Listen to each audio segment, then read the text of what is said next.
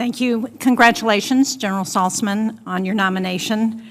Now, I hope that for your 30th anniversary, you're doing something other than just bringing your wife to this hearing. You know, the pearls are the gift for the 30th anniversary, so I hope Jennifer's got that on her list. You're getting me in trouble, ma'am. I appreciate that. Seriously, I appreciated the opportunity to meet with you last week, and I especially appreciated the conversation that we had about the risk that's involved with our space capabilities. And I wonder if you could speak to how important it is to have the SBIR and STTR programs with our small businesses who are able to assume more of that risk, and what your assessment is if those programs are discontinued because we don't get them reauthorized this year. Thank you, Senator. The size of the Space Force, the criticality of the missions means we're going to have to innovate. We're going to have to do things differently in order to deliver the kinds of capabilities that the nation needs to protect its Space Force, to protect the space capabilities, and then protect the joint force from our adversaries. It's my opinion that when you're trying to innovate, when you're trying to be creative, the best way to do that is to open up the aperture of ideas. And I think small businesses have a tremendous role that they can play in helping provide some of those innovative, creative capabilities that we can then leverage to build a full spectrum response to what our adversaries are trying to do. And so I firmly believe we ought to lower the thresholds to make it easier for small businesses to offer their capabilities for us to take into. So I assume you would agree with me that if we don't get those programs reauthorized, it's going to be a real loss in terms of the innovation that our small businesses are providing to the space program and also to our military. If confirmed, I am certainly committed to any authorities, responsibilities that help pull the maximum number of innovators in to solve my problems as possible. Thank you. Can you also talk about the risk issue in terms of our procurement process? I think General Hyten talked about the bureaucratic hurdles that impede our ability to procure the capabilities we need. And as we're looking at our adversaries, particularly China, they don't have to deal with that.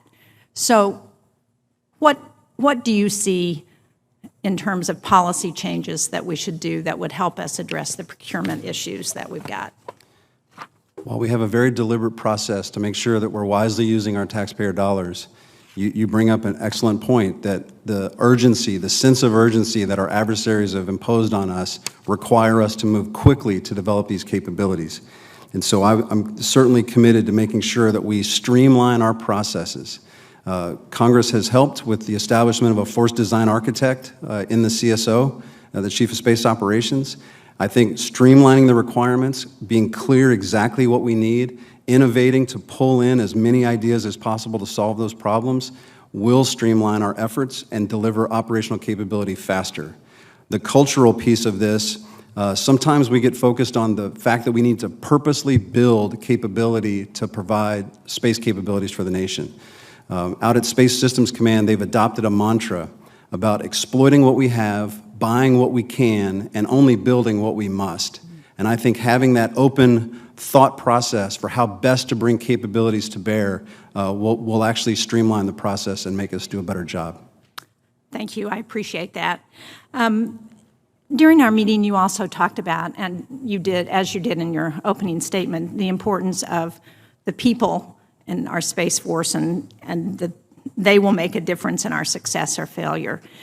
One of the things that I understand Space Force may be rethinking is some of the requirements that disqualify 70% of young Americans from military service. Can you speak to what we ought to be thinking about, excuse me, as we're thinking about how do we get more of those Americans into service? We may be a small force, ma'am, but we require highly skilled technical experts to be brought in to do these important critical missions for the Space Force. We also have an advantage by being small that we can consider on a case-by-case basis, precisely the right people, the right kinds of people with the right skill sets, the right diversity of thought into the Space Force to optimize our capabilities. And so by being able to consider this on a case-by-case basis, I think we don't have to put blanket restrictions on types of people, on types of qualifications that bring you into the Space Force. So we have a tremendous opportunity, I think, because of the numbers that we need to bring in to be more individualistic. And if confirmed as CSO, I would want to expand that and actually broaden this out to as many people as possible. Well, thanks very much. I look forward to continuing that discussion. Thank you, Mr. Chairman.